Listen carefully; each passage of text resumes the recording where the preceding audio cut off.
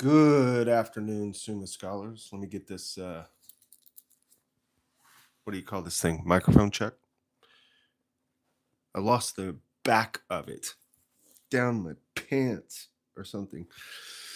Should we try to find it? Let's do it. Let's see if it tumbles out. There it is. See, that's what I'm talking about. Live on the Beaver Galleon. We're starting off with some windy storm. Guys, I've been doing a little walking around town. I just got back and I'm meeting someone soon, and I'm going to zip through this. We're already off to a choppy start, and I'm trying to not be too super loud because I think I might have a roommate who is sick and trying to sleep next door. But here we are, starting question 25, the power of God. Let's see. Let's just dive into it. After considering the divine foreknowledge and will and other things pertaining thereto, it remains for us to consider the power of God. About this, there are 6 points of inquiry. Number 1, whether there is power in God. What do you think the answer is going to be? I'll give you one guess. Number 2, whether his power is infinite. What do you think? Whether he is almighty. 4, whether he can make the past not to have been. Now we're getting into some fun questions. Number 5, whether he could do what he does not or not do what he does. There's another fun question. Number 6, whether what he makes, he could make better. So we got some fun questions coming up in 4, 5, and 6, but Article 1 is pretty straightforward, whether there is power in God. Again, as we said with the Daily Summa, we already know what the answer is going to be, but this isn't about finding all kinds of new answers every time. This is about hearing it over and over, letting it sink in, looking at different facets of the question, and also meditating upon He who is. Deepening our prayer, that we might come to a place to have a prayer experience like Thomas did at the end of his life, where he says, "This is all straw, and I'm heading off to glory land." All right. Number 1, objection 1, up steps Larry. It seems that power is not in God. For as primary matter is to power, so God, who is the first agent, is to act. But primary matter, considered in itself, is devoid of all act. Therefore, the first agent, namely God, is devoid of power. That's some convoluted stuff right there. Objection 2. Further, according to the philosopher Aristotle, better than every power is its act. For form is better than matter, and action than active power, since it is its end. But nothing is better than what is in God, because whatsoever is in God is God, as was shown above in question 3, Article 3. Therefore, there is no power in God. There's another little convoluted one for you.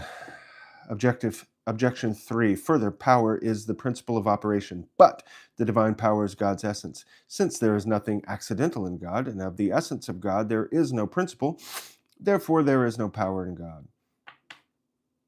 Power is the principle of operation. Of course, it's going to be from human perspective. Objection number 4. Further, it was shown above in question 14, Article 8, question 19, Article 4, that God's knowledge and will are the cause of things, but the cause and principle of a thing are identical. We ought not, therefore, to assign power to God, but only knowledge and will. That's a little bit better of an objection. See if it's very interesting. On the contrary, it is said, "Thou art mighty, O Lord, and thy truth is round about thee." Psalm 88. I answer that. Here comes the logical answer.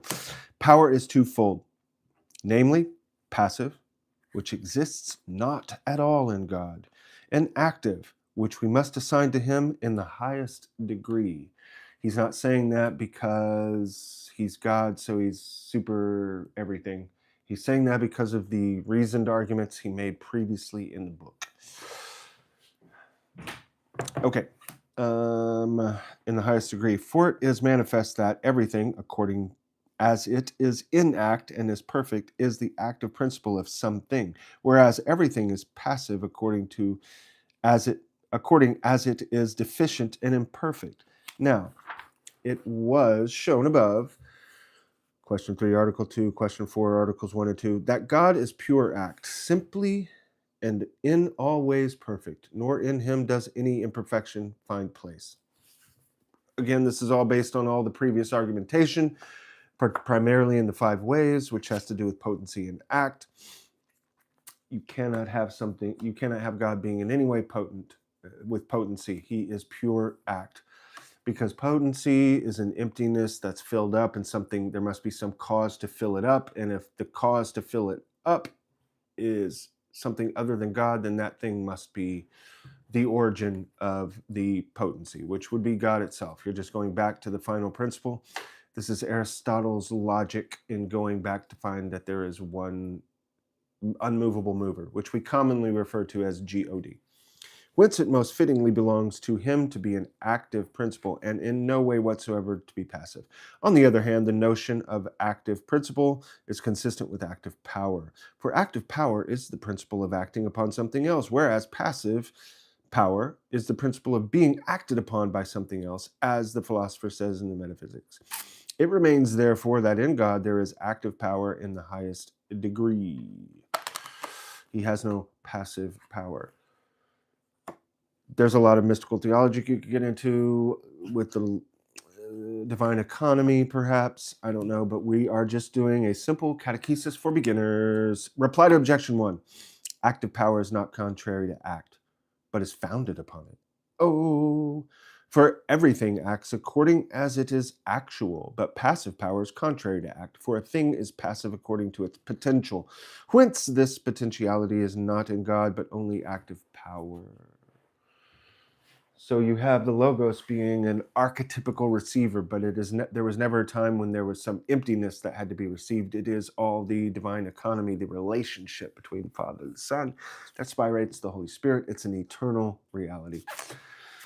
And God does not have any passiveness or potency as we humans experience it.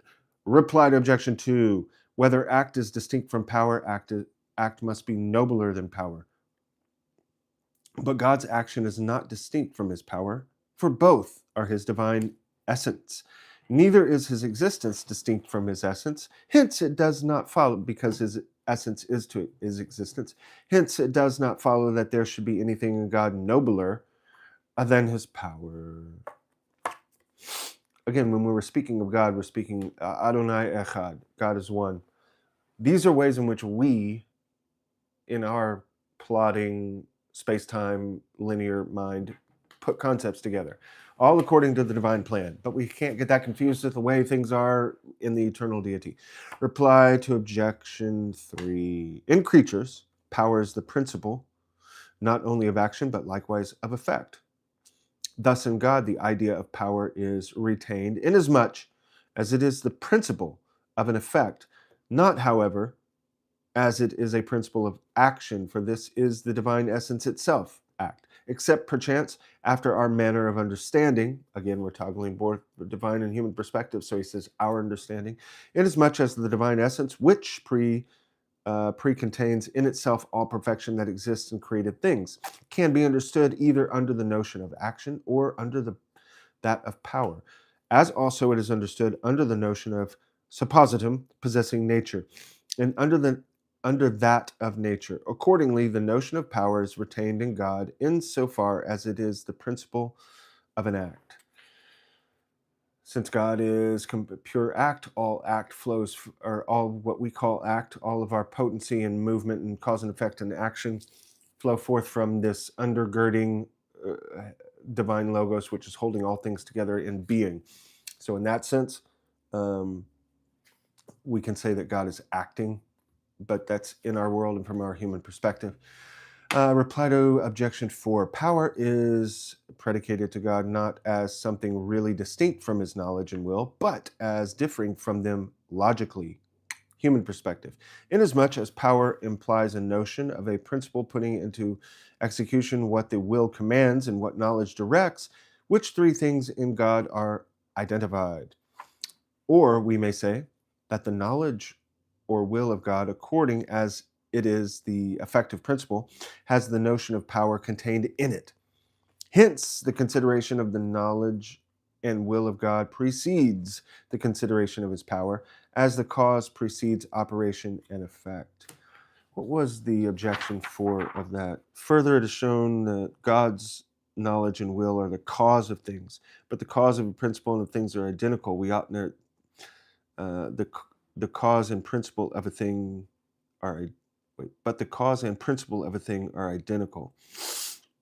We ought not, therefore, to assign power to God, but only knowledge and will. Let's redo that. Power is predicated of God not as something really distinct from his knowledge and will, but as differing from them logically, inasmuch as power implies a notion of a principle putting into execution what the will commands and what knowledge directs. With these three things, God are identified. Or we may say that the knowledge or will of God, according as it is the effective principle, has the notion of power contained in it. So his knowledge and will are the power. He is the power. Power is a way of looking at being.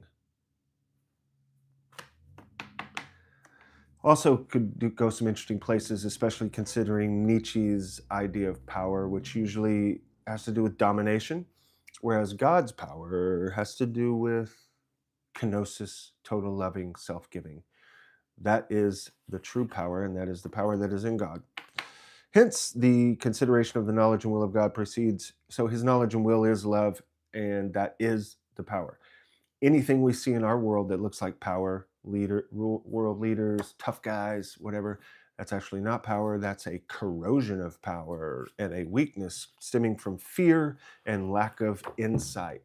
Everybody, that is the end of our day. Again, we meet, and again, we say goodbye. Remember, everyone, this is Straw. Go pray. Have a good day.